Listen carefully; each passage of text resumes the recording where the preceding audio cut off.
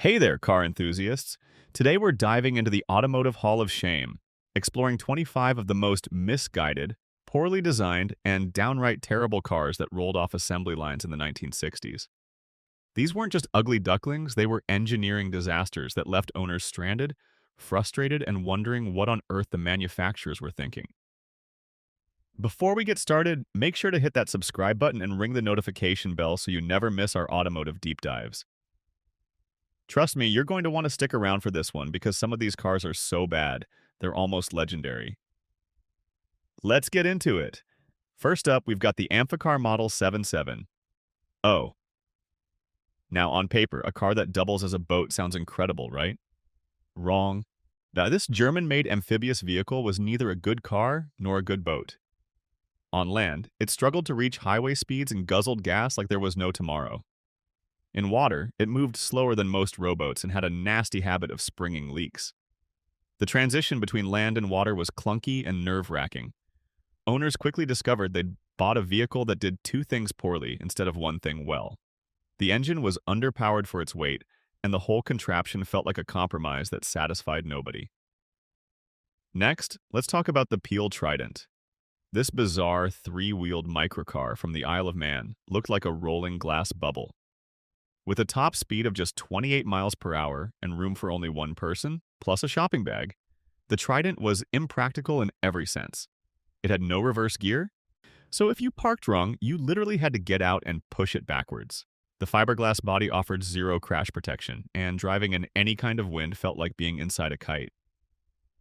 Sure, it got great gas mileage, but that's because the tiny 50cc engine couldn't power anything larger than a lawnmower. The novelty wore off fast when owners realized they'd bought an expensive toy that couldn't handle real-world driving conditions. The King Midget Model 3 deserves its spot on this list. Despite its quirky charm, this American microcar was a death trap on wheels. Built with a single-cylinder engine producing just 9 horsepower, it couldn't merge onto highways without causing accidents. The steering was vague and unpredictable, the brakes were almost non-existent, and the whole vehicle felt like it would disintegrate if you hit a pothole.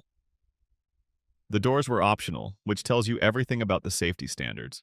Rain meant you got wet, cold weather meant you froze, and forget about carrying passengers or groceries. This wasn't economical transportation, it was automotive masochism dressed up as practicality. Now we come to the Chevrolet Corvair, made infamous by Ralph Nader's book, Unsafe at Any Speed.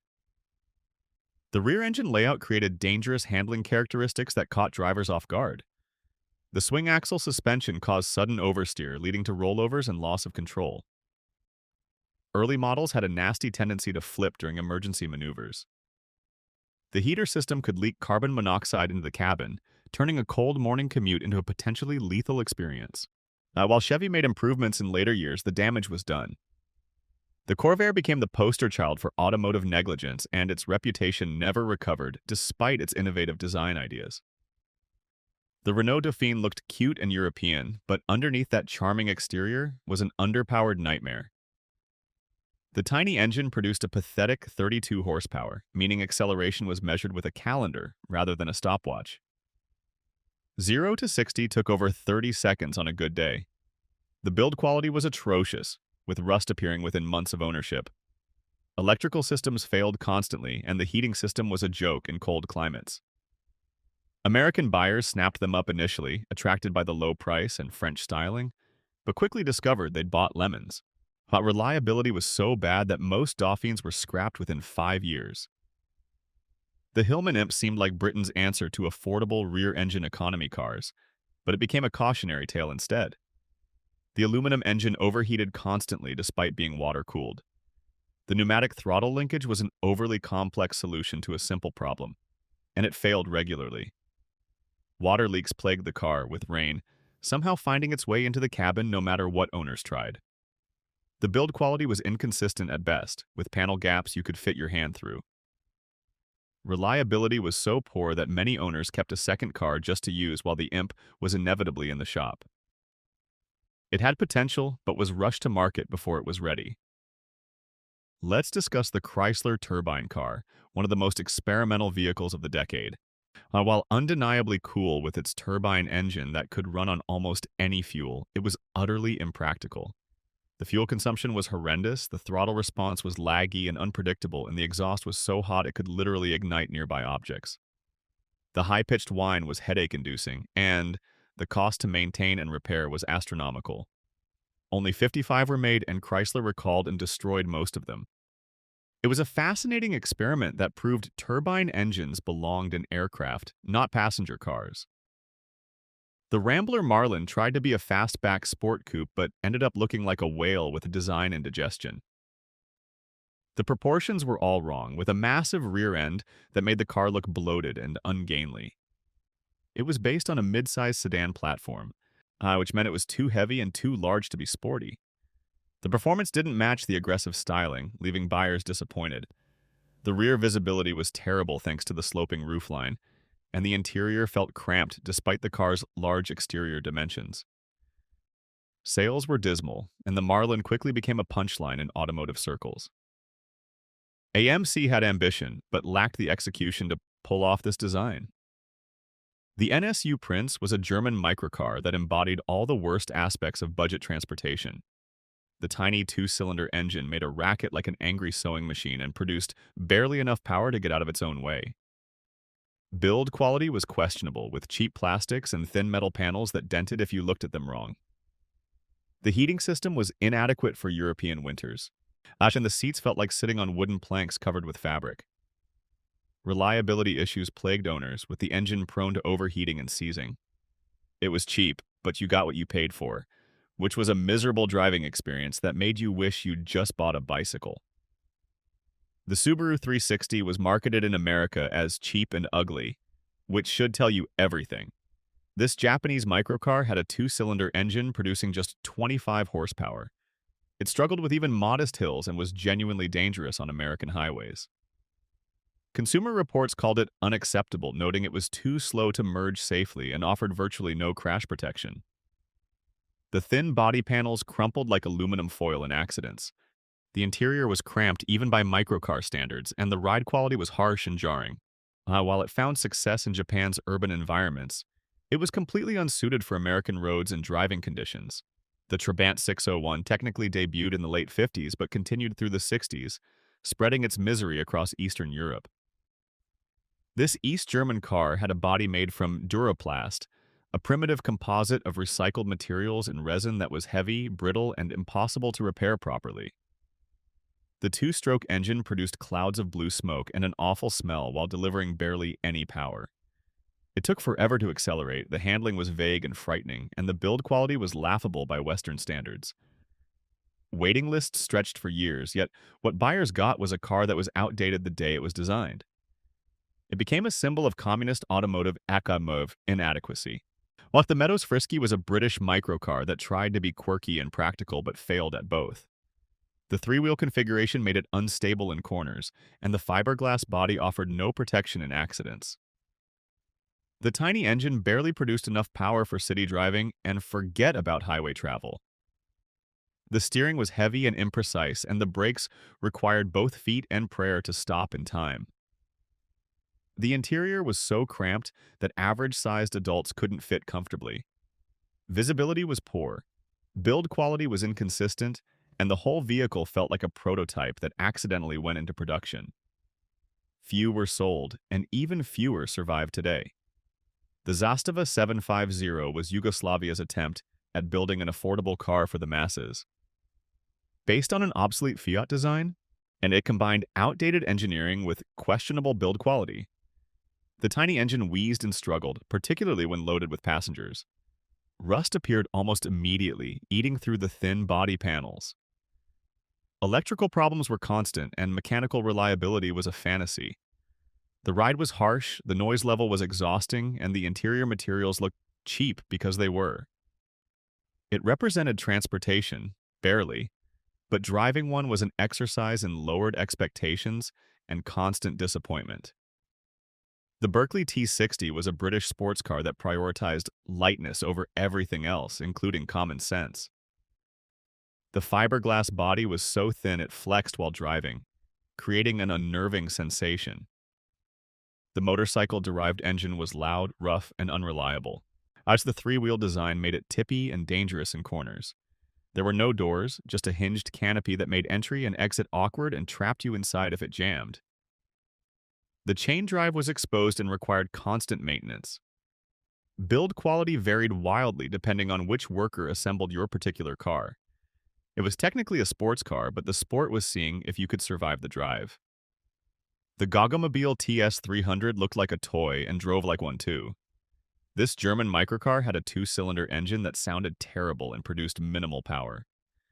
The interior was so small that two adults sat shoulder to shoulder with no personal space. The handling was nervous and unpredictable, especially in crosswinds.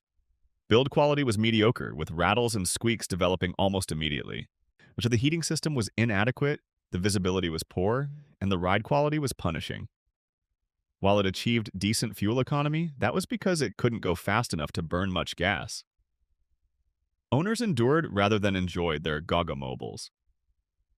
The Wartburg 311 was East Germany's idea of a family car, and it was depressing. The three-cylinder two-stroke engine produced smoke, noise, and smell in abundance while delivering lackluster performance. The styling was dated even when new, looking like it escaped from the 1940s. Build quality was inconsistent, with panel gaps that varied from car to car. The ride was harsh, the seats were uncomfortable, and the interior materials felt cheap. Reliability was poor, and finding replacement parts could be challenging. And it represented mobility for East Germans who had few alternatives, but it was a stark reminder of the gap between communist and Western automotive manufacturing. The Turner 950 Sports was a British attempt at building an affordable sports car that went horribly wrong. The Austin engine was modified for more power, but became unreliable in the process. The tubular space frame chassis flexed alarmingly, and the fiberglass body wasn't properly attached in many places. The steering was heavy and vague, giving little feedback about what the front wheels were doing.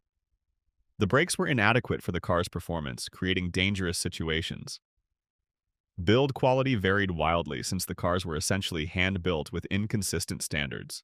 Parts availability was terrible, and the company went bankrupt, leaving owners with orphaned vehicles that were nearly impossible to maintain. The scooter car was exactly what it sounds like, a motorized scooter with a fiberglass shell. This British microcar seated one person in a cramped fiberglass pod powered by a tiny motorcycle engine. The single-sided front suspension meant it leaned dramatically in corners. There was no reverse gear, no heater, no weather protection worth mentioning, and no safety features whatsoever. The ride quality was harsh, the noise level was ridiculous, and the performance was pathetic. Top speed was around 50 miles per hour in theory, but achieving it required ideal conditions and bravery. It was cheaper than a real car, but offered an experience that made people appreciate real cars even more. The Zundap Janus had a unique design with doors at both front and rear, and seats facing opposite directions. Sounds innovative until you realize the rear passengers faced backwards watching traffic approach while sitting directly in front of the engine. The single-cylinder engine was noisy and underpowered. The symmetrical design meant no proper trunk space. Build quality was mediocre and reliability was questionable. The handling was unpredictable, and the braking was scary. Rear passengers felt carsick from the backwards orientation, and the whole vehicle felt like a novelty that wore off immediately. It looked weird, drove poorly, and solved problems that didn't exist while creating new ones. The Foldamobil was a series of German microcars that prioritized economy over everything else, including dignity. The three-wheel configuration made it unstable, and the aluminum body dented easily. The tiny engine produced barely enough power to move the car. The interior was cramped and uncomfortable with minimal instrumentation.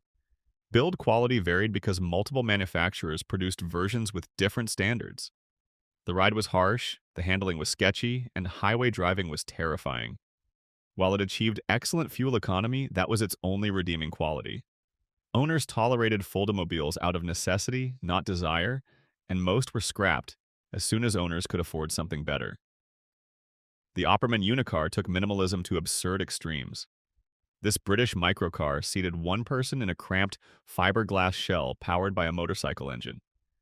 The single front wheel made it technically a motorcycle by law, which meant no weather protection requirements. Rain meant getting wet, cold meant freezing, and wind meant terror. The steering was connected directly to the front wheel with no damping, transmitting every bump directly to the handlebars. There was no suspension worth mentioning, making the ride punishing. Build quality was crude and reliability was poor. It was cheap transportation, but the misery per mile ratio was off the charts. The Vespa 400 was an Italian microcar that tried to capture Vespa's scooter success in automobile form. The tiny two-cylinder engine produced minimal power and maximum noise. The interior was cramped with seats that felt like lawn furniture. The build quality was mediocre, with rust appearing quickly. The heating system was a joke, and the ride quality was harsh. The rear-hinged doors were dangerous if they opened while moving. Performance was pathetic, with acceleration measured in geological time. While it had Italian styling cues, it lacked Italian flair. It was an economy car that economized on everything, including the driving experience. The Frisky Sport was another British microcar attempt that failed spectacularly. Despite the name, there was nothing sporting about it. The tiny engine wheezed and struggled, the handling was vague and unpredictable, and the brakes were marginal at best. The fiberglass body was poorly constructed with visible defects and rough edges. The interior was cramped and uncomfortable with minimal equipment. Build quality was inconsistent, and reliability was poor. The company went bankrupt quickly, leaving the few owners with unsupported vehicles. It represented British microcar ambition without the engineering competence to back it up. The Bondbug looked like a wedge of orange cheese and drove like it too. This three-wheeled British vehicle had a canopy instead of doors, making entry and exit awkward. The wedge shape created terrible aerodynamics and poor visibility. The Reliant engine was underpowered for the weight, and the three-wheel configuration made it tippy in corners. The ride quality was harsh, and the noise level was exhausting. Build quality was mediocre, and the styling aged poorly. While it developed a cult following later, contemporary buyers found it impractical and frustrating to live with. The Coronet three-wheeler was a British commercial vehicle that some desperate souls used for personal transportation. The exposed riding position meant no weather protection whatsoever. The motorcycle engine was loud and underpowered. The cargo area was more useful than passenger accommodations, which were non-existent. The three-wheel configuration made it unstable, especially when loaded. There was no suspension comfort, no safety features, and no dignity. While it served a purpose for deliveries, using it as personal transportation was an exercise in masochism. It represented the absolute minimum required to be considered a motor vehicle. Finally, we have the Reliant Regal, another three-wheeled British oddity that plagued roads throughout the 60s. The fiberglass body was fragile and prone to cracking. The three-wheel configuration made it unstable and easy to tip over in corners. The tiny engine struggled with hills and headwinds. Build quality was inconsistent, and reliability was questionable. The interior was cramped and cheaply appointed. While it was economical and qualified for motorcycle taxation in Britain, the compromises were substantial. Owners accepted these limitations because of financial constraints, not because the Regal was actually good. It became a punchline in British automotive culture, representing economy over sensibility. There you have it, 25 of the absolute worst cars the 1960s had to offer. These automotive disasters remind us that not everything from the past deserves nostalgia. Innovation sometimes means spectacular failure, and budget transportation often meant miserable transportation. If you enjoyed this trip through automotive history's Hall of Shame, give this video a thumbs up and subscribe for more automotive content, and let me know in the comments which of these terrible cars you think was the absolute worst.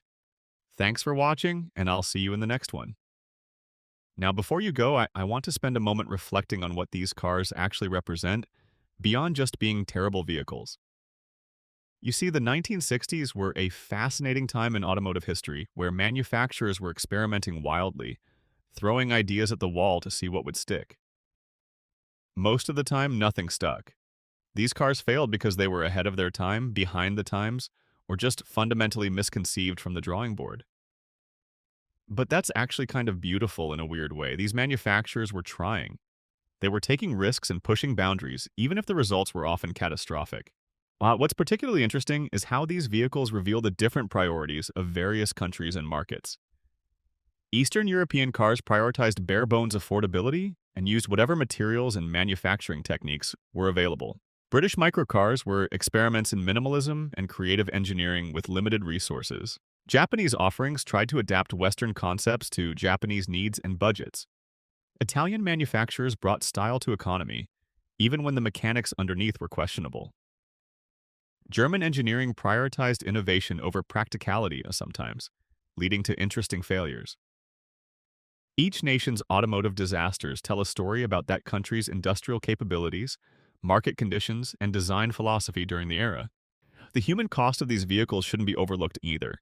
Real people bought these cars with their hard-earned money, hoping for reliable transportation or thinking they were making a smart economic choice. Instead, they got stranded, endangered, and frustrated. Imagine waiting months or years to buy a car only to discover it's fundamentally broken. Imagine merging onto a highway in a King Midget and realizing you might not make it. Imagine trusting a manufacturer and feeling betrayed by the result. These weren't just engineering failures, they were personal disappointments multiplied by thousands of owners across multiple continents. Yet here's the thing that modern enthusiasts have discovered. Many of these terrible cars have become genuinely beloved by collectors and restoration hobbyists. The Amphicar, despite being terrible at everything, has a devoted following of people who appreciate its audacious concept. The Trabant has become an icon of a bygone era, representing a specific moment in history. The Bond Bug is sought after by people who value quirky British automotive design. These failures have become successes in a different way, valued not for what they do, but for what they represent. They've transcended their original purpose and become historical artifacts that tell stories about ambition, ingenuity, and the willingness to try something different. This transformation from embarrassment to collectability teaches us something important about perspective and time. What seems like a complete disaster in the moment can become charming or significant years later when the practical considerations no longer matter. Now, these cars aren't dangerous anymore if they're sitting in a garage or a museum. They're not stranding anyone if they're being driven at weekend car shows. The features that made them terrible for everyday use become endearing quirks when you're not depending on them for your actual commute. The other interesting thing about cataloging these failures is how it helps us understand automotive progress. Every improvement in modern cars, from safety features to reliability standards to fuel efficiency, came because of lessons learned from vehicles like the ones we've discussed today. The regulations that manufacturers complain about exist because of cars that hurt people or failed catastrophically. The emphasis on crash testing and structural integrity came from experiences with vehicles like the Subaru 360 or the Peel Trident. Engineers studied why the Corvair handled so dangerously and used that knowledge to design better suspension systems. Manufacturers learned what not to do from these cautionary tales. It's also worth noting that some of these cars had ideas that were genuinely innovative or ahead of their time. The Amphicar's amphibious concept is still cool even though the execution was terrible. The Chrysler Turbin's gas turbine engine represented genuine engineering ambition. The Corvair's rear engine layout influenced designs for decades to come. The problem wasn't always the ideas themselves, but the way they were implemented or the technology available to make them work properly. Sometimes a concept needs another 20 years of development to actually function well, and these manufacturers were just too early. As this also highlights the importance of proper development cycles and testing before launch. Many of these cars felt rushed to market, with designers and engineers knowing there were problems, but launching anyway due to financial pressures or corporate deadlines. The Hillman Imp had cooling issues that everyone knew about. The Corvair's dangerous handling characteristics were documented before release. The Renault Dauphine's rust problems were widespread almost immediately. These weren't unknown problems that surprised everyone. They were known issues that companies hoped customers wouldn't notice or would accept. That attitude toward quality has thankfully changed significantly in the automotive industry. Looking at these vehicles also makes you appreciate how far we've come in just a few decades. Today's economy cars, even the most basic models, are more reliable, safer, faster, and more comfortable than luxury cars from the 60s. A modern compact car gets better gas mileage than most of these economy cars while being vastly superior in every practical way. The technological improvements from materials science, engine design, electronics, and manufacturing have been extraordinary. What seemed like the cutting edge of automotive engineering 60 years ago would be laughed off the road today. That progress should make us grateful for modern manufacturing standards and safety regulations. If you've made it this far into the video, thank you for coming along on this journey through automotive mediocrity and misadventure. These cars may have been terrible, but they're genuinely fascinating in how terrible they were. How they represent a moment when the automotive industry was wild and unpredictable, before standardization and global manufacturing led to more homogenized designs. Whether you found this entertaining, educational, or just a fun way to appreciate your own car more, I hope it delivered some value. You now know enough about these disasters to hold your own in conversations with car enthusiasts and to feel genuinely grateful for the reliable transportation we have today. So please, if you enjoyed this deep dive into some of history's worst vehicles, smash that like button and subscribe to the channel. Hit the notification bell so you don't miss our next automotive exploration, whether we're diving into legendary failures like today or celebrating legendary successes. Drop a comment below telling me which of these 25 cars you think was the absolute worst, or if you've ever actually seen one of these vehicles in person. I'd love to hear your stories and thoughts. Thanks again for watching, and I'll see you in the next one, where we explore more fascinating corners of automotive history.